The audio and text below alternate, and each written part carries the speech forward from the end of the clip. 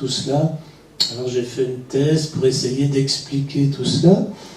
Et je vous raconte cette histoire parce que quand j'ai passé ma thèse, le jury de ma thèse, il y avait des catholiques, des protestants, des juifs, il y avait des agnostiques, toutes sortes de professeurs, mais ils ont tous été vraiment étonnés de voir combien la Bible est actuelle. C'est pas un livre de contes de fées. Il y a des choses qu'on a redécouvertes au XXe siècle, on en a parlé un peu à table, des choses qu'on redécouvre qui étaient écrites déjà dans la Bible, concernant la santé, concernant l'hygiène, concernant l'alimentation, la sexualité, la stérilité, beaucoup de choses concernant la souffrance, l'occultisme. Et ils ont tous été étonnés. Il y a un vieux professeur qui a dit « Moi j'ai cherché l'inspiration toute ma vie. J'ai même fait un pèlerinage à Jérusalem. J'ai pas trouvé ce que mon cœur désirait. Mais en lisant cette thèse, j'ai un peu mieux compris ce que c'est que le péché. Et je plaide coupable. Je reconnais que j'ai besoin de la grâce de Dieu et je vais mettre cette thèse à côté de mon dictionnaire Vidal pour me rappeler que l'homme ne vit pas de médicaments seulement, mais aussi de la parole de Dieu. » C'est extraordinaire, hein?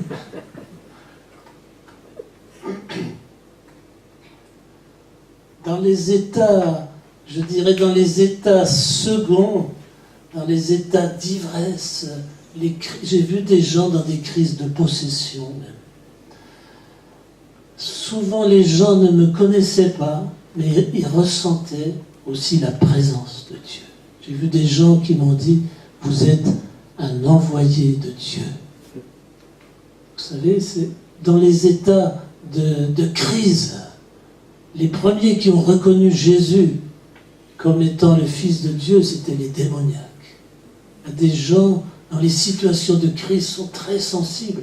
Les gens qui sont dans des démences, il n'y a plus de communication verbale, mais ils ressentent beaucoup de choses. Un psychiatre juif, le professeur Baruch, qui a beaucoup étudié sur le psychisme, l'esprit de l'homme, il a dit que même quand le cerveau ne fonctionne plus, dans les démences à stade terminal, les gens ressentent s'ils sont aimés ou ils sont rejetés. Ça, c'est important. En tant que soignant chrétien, on ne peut pas toujours, souvent, on ne peut pas souvent parler de Dieu, mais on peut prier pour nos malades. Et puis Dieu peut ouvrir leur cœur. Moi, j'étais étonné, j'étais un petit médecin de campagne, et puis j'ai vu même des professeurs qui ont traversé la moitié de la France, des professeurs de médecine qui avaient entendu une de mes conférences pour me parler, pour m'ouvrir son cœur, pour me parler de ses problèmes. Vous savez, Dieu ouvre la porte des cœurs pour parler des vrais problèmes, pour confesser les vrais problèmes. Et quand on apporte ces problèmes à Dieu, quand on dépose les mensonges qui sont dans son cœur et qu'on apprend à croire plus ce que Dieu dit que ce que notre cœur nous dit, alors on commence à guérir de beaucoup de choses. Et j'ai dit tout à l'heure, j'ai parlé un petit peu de l'importance du pardon. J'ai vu beaucoup de gens qui ont guéri de beaucoup de choses quand ils ont pu pardonner là où ils ont été blessés.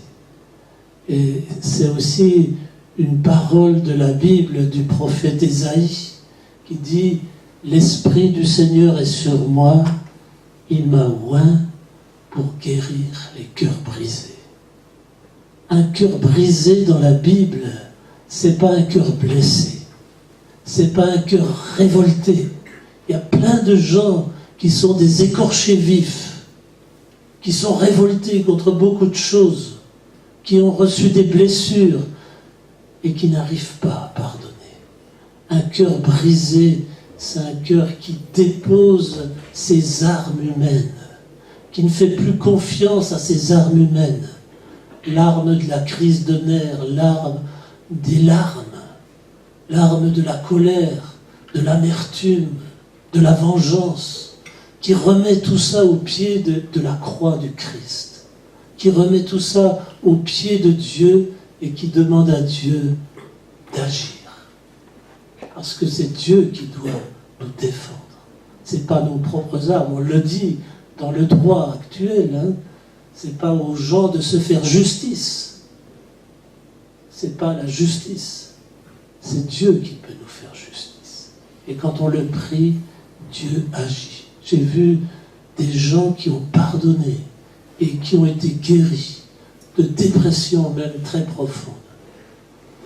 J'étais dans une école biblique et le directeur de cette école biblique nous avait raconté l'histoire d'une femme qui était dépressive depuis 15 ans parce que son mari l'avait abandonnée. Il lui avait pris tout son argent. Elle avait toutes les raisons d'être en colère. Et elle a appelé ce pasteur alors qu'on allait l'hospitaliser en psychiatrie une nouvelle fois. Elle devait être hospitalisée, puis elle a pensé à appeler le pasteur pour prier avec elle. Et ce pasteur lui a dit, je vais vous poser 2 questions. Avec la force que Jésus peut te donner ce soir, est-ce que tu es prêt à pardonner de tout ton cœur à ton mari? Jésus parle de ça dans les évangiles. Il dit, si vous ne pardonnez pas de tout votre cœur, vous allez être livré au bourreau. Le bourreau, c'est celui qui conduit dans le tourment et dans la mort. Et cette femme, après une lutte terrible, a capitulé, c'est ça, un cœur brisé. Elle a dit, oui, je fais confiance à Dieu. Je vais obéir à Dieu. Je veux pardonner de tout mon cœur. Et puis il lui a posé une autre question, est-ce que tu es prêt à laisser tomber ton argent? Vous savez, l'argent, ça tient le cœur des gens. Et c'est une lutte encore aussi terrible. Et elle a abandonné cela. Et suite à cela, elle a été guérie. Elle n'a plus jamais eu besoin de retourner en psychiatrie. Vous voyez la grâce de Dieu. Je pourrais vous raconter pas mal d'histoires comme cela. Mais on a besoin de recevoir le pardon. De réaliser qu'on ne peut pas pardonner aux gens qui nous ont blessés si on ne réalise pas que nous-mêmes, on a besoin du pardon. Jésus donne une parabole d'un homme qui devait 10 000 talents. C'est une somme immense en comptant qu'on gagnait 1 denier par jour à l'époque de Jésus. Ça ferait 1675 ans de travail pour rembourser sa dette. La dette de vos péchés. Parce que le péché, ce n'est pas seulement le mal que vous avez fait, c'est tout le bien que vous n'avez pas fait. Ça va très loin, le péché. Le péché, c'est que vous suivez votre propre voie. Amarthéma, en grec, ça veut dire le péché, passer à côté du but. C'est tout cela, le péché. Dieu avait un plan pour votre vie. Il aurait pu faire des choses peut-être extraordinaires avec ta vie si tu lui avais confié ta vie.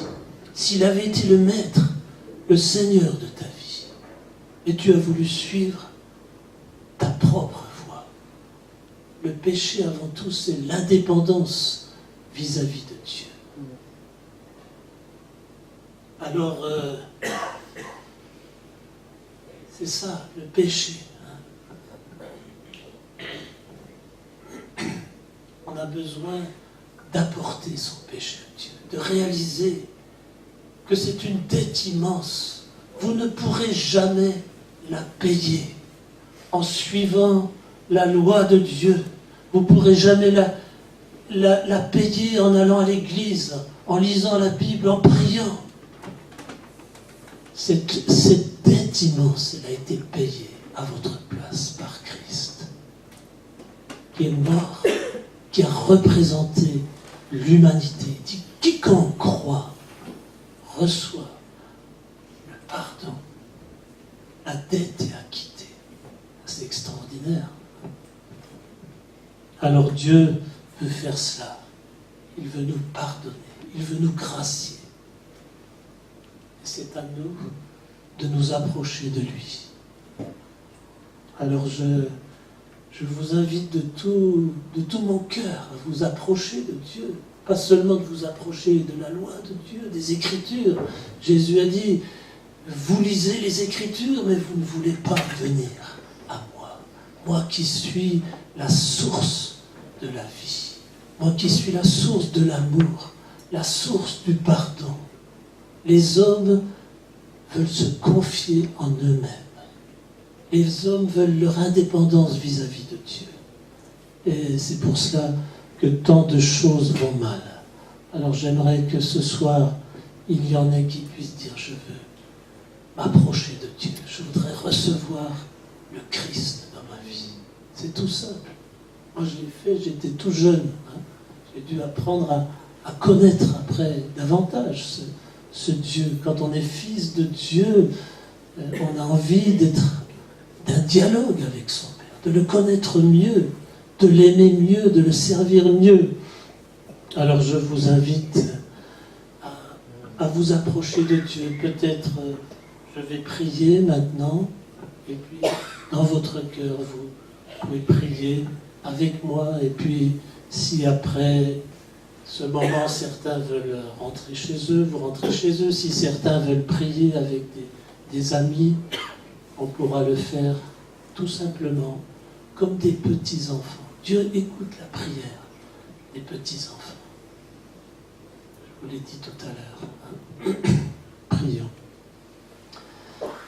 Seigneur, nous te remercions parce que tu es le Dieu vivant, tu es au milieu de nous. Et tu tends tes mains vers nous. Tu voudrais guérir les cœurs, briser les cœurs qui capitulent devant toi, qui veulent arrêter de se confier dans leurs armes humaines et qui veulent se confier en toi. Seigneur, te demandons pardon pour notre incrédulité, pour notre indépendance. Nous avons été créés pour toi. Nous avons été créés comme un instrument de musique qui devrait être entre les mains du grand musicien. Seigneur, je te prie pour tous mes amis ici, pour que tu parles à leur cœur, qu'ils puissent ouvrir leur cœur et donner leur vie à Christ. Seigneur, tu es le Dieu vivant. Nous avons soif de te connaître mieux. Nous avons soif de t'aimer mieux, de te servir mieux. Et je te prie, Seigneur, aussi pour tous ceux qui passent par la souffrance, qui passent par le deuil, qui passent par la dépression, l'angoisse. Seigneur, toi, tu sondes les cœurs. Et je te prie que tu amènes de la lumière dans leur vie et que tu les bénisses. Merci, Seigneur, parce que tu vas encore faire de grandes choses dans chacune de nos vies. Et parce que c'est encore le jour de la grâce et que tu vas encore bénir ce soir. Nous te prions dans le nom de Jésus. Amen.